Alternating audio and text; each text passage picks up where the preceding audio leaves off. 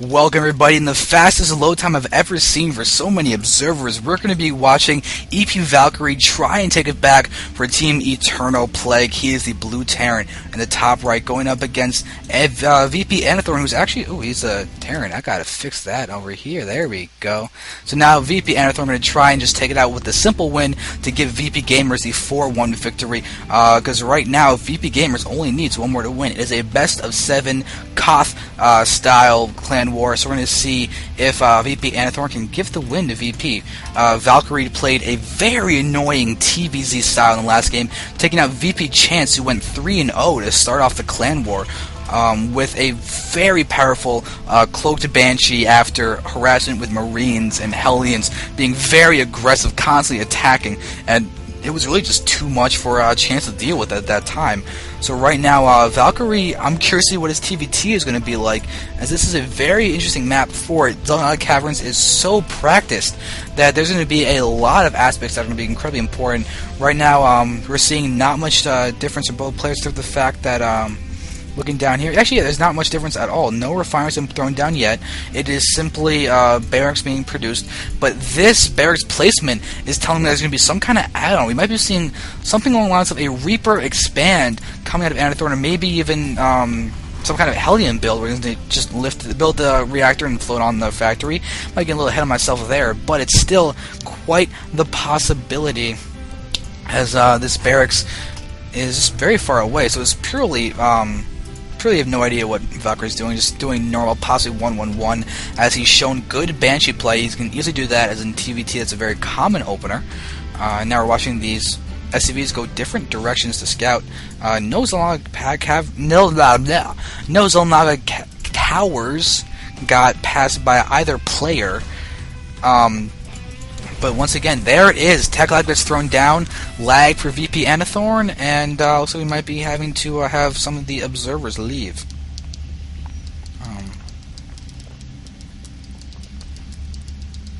Oh, wow. Oh, Valkyrie's playing a laptop. Oh, that's kind of cool. I use a laptop too.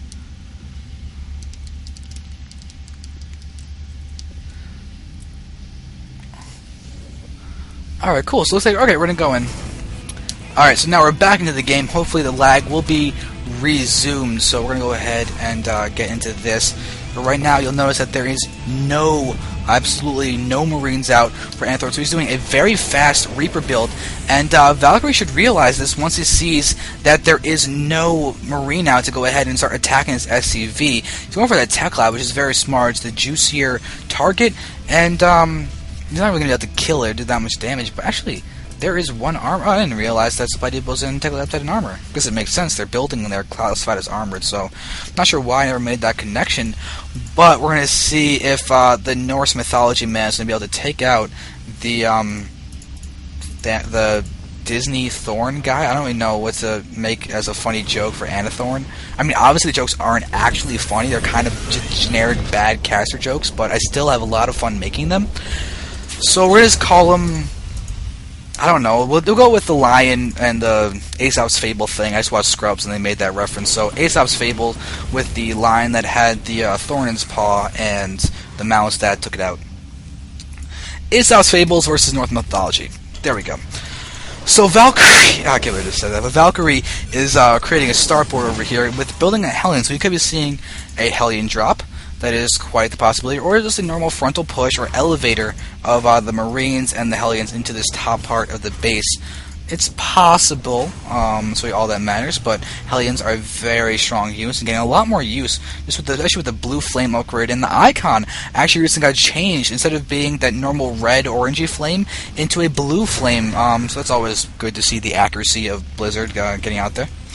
But now we're going to say goodbye to that SCV. But looking in here, there's not much of a defense for Anathorn. He's got a single Reaper as an attack unit, and he has a full force of units coming in here to start pressuring. He's getting out a Hellion of his own and the Blue Flame upgrade, but he's going to be very much vulnerable, and he can't really come in and repair the supply depot because he's got a Hellion and Marines to contend with. So this is going to be a huge vulnerability. Here come Marines but still, this Hellion is going to be the big issue. Hellion is fine out for Anathorn too. He's got to get some great splash damage hits in here. Valkyrie is coming in with more this Hellion reinforcements, and this is not looking good. It's like Anathorn might have been a little bit too greedy. These guys are still coming in doing damage. Micro, the SCVs are doing as much as they can to attack what they can, but Anathorn is being forced in a very bad spot. His SCVs have managed to kill off that Hellion. He's got more Marines in here to do what they can, but Valkyrie is looking like he might actually lose this Marine-on-Marine battle. Yep, this Marine comes out on top. Anathorn does have this Reaper in there, but he's not able to kill off SCVs. If being able to do that, be a much better spot. We can see he is behind 24 SCVs to 16, but he does have the double Expo. This might double Expo. I'm talking about the double OC, which might be enough to save him if he can get out enough mules to even out the income, which it does seem that he has. He's got 900, 1,000. It's approximately the same.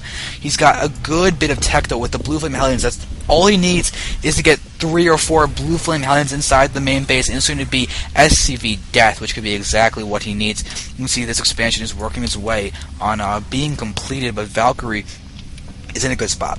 He's done economic damage. The scout information they can get with this Viking could be invaluable. They'll watch as the starport gets made, but right now you can see that Anathorn is... Oh, there we're seeing a Marine drop down here, take out even more SCVs. Looks like 2 have been taken out so far.